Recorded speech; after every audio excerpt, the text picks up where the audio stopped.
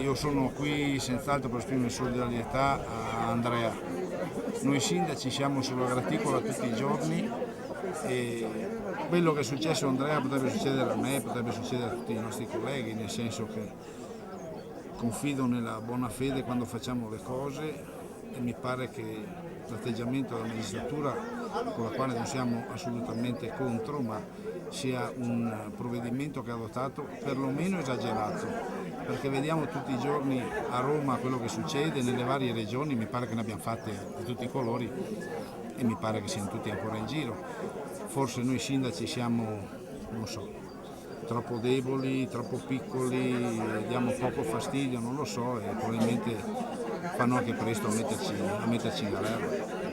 Comunque forza Andrea. Sala Bortolo, sono il sindaco di Borca di Cadore, esprimo la mia solidarietà al sindaco di Cortina, più che altro per il metodo che non mi è piaciuto, il solito colpo di teatro, visto che è Cortina che ha visibilità nazionale e poi le responsabilità verranno stabilite. Io francamente appoggio il sindaco, non credo che abbia commesso nulla di male.